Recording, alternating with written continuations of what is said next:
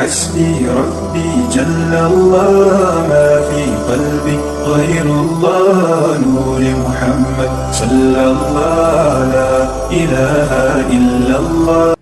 سیدنا عقبہ بن عامر رضی اللہ تعالی عنہ روایت کرتے ہیں کہ رسول اللہ صلی اللہ علیہ وسلم نے فرمایا، مسند احمد میں یہ روایت موجود ہے، من علق تمیمۃ فلا اتم اللہ لہ ومن علق ودعۃ فلا ودع اللہ لہ۔ جس نے کوئی تعویذ گلے میں لٹکایا اللہ اس کی مراد پوری نہ کرے، اور جس نے کوئی سیپ لٹکائی اللہ اس کی حفاظت نہ کرے۔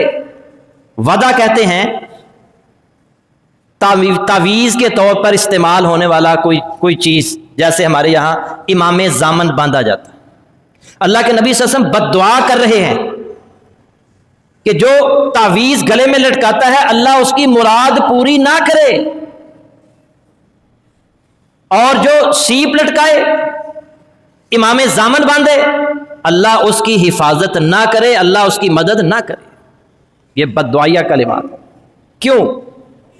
یہ سمجھانے کے لیے کہ تعویذ بندہ جب لٹکائے گا نا اس کے ذہن میں یہ بات بیٹھ جائے گی کہ اتار دیا تو مجھے یہ نقصان ہو جائے گا، یہ مسئلہ ہو جائے گا، اس کا پھر عقیدہ اللہ پر مضبوط نہیں رہتا۔ اس لیے اللہ کے نبی صلی اللہ علیہ وسلم نے بد دعا فرمائی ہے جو تعویذ لٹکاتا ہے۔ سیدنا ابو بشیر انصاری رضی اللہ تعالی عنہ راوی ہیں کہ وہ کسی سفر میں رسول اکرم صلی اللہ علیہ وسلم کے ساتھ تھے۔ آپ نے ایک نمائندہ بھیجا کہ جس اونٹ کے گلے میں گنڈا ہو اسے کاٹ دیا جائے۔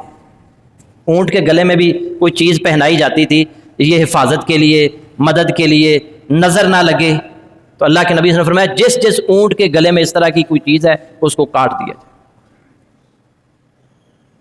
اللہ کے نبی صلی اللہ علیہ وسلم نے جانوروں میں بھی اس چیز کو پسند نہیں کیا کہ انسان کا عقیدہ جو ہے اللہ کی ذات پر کمزور ہو۔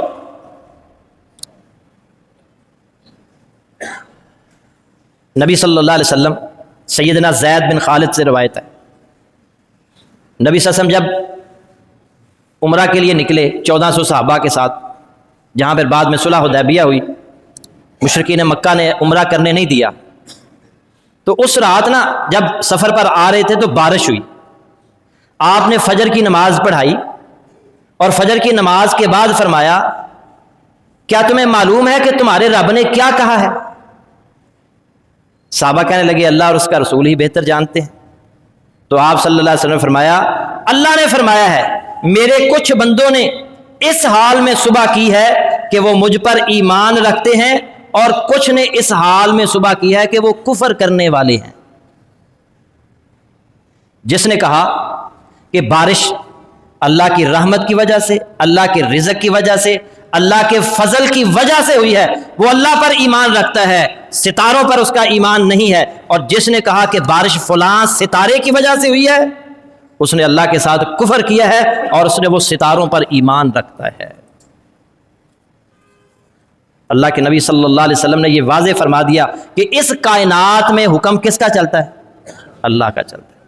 بارش پر بھی اللہ کا حکم چلتا ہے، آسمان زمین کوئی چیز ایسی نہیں ہے کہ جس پر اللہ کے علاوہ کسی اور کا حکم چلتا ہو۔ اللہ کے حکم کے بغیر کوئی پتا بھی حرکت نہیں کر سکتا۔ عقیدہ مضبوط کریں۔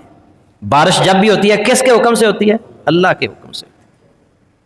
یہ کسی بادلوں کی وجہ سے نہیں ہوئی، فلاں موسم کی وجہ سے، فلاں بادل کی وجہ سے، فلاں ستارے کی وجہ سے نہیں، اللہ کا جب حکم ہوتا ہے بارش ہوتی ہے۔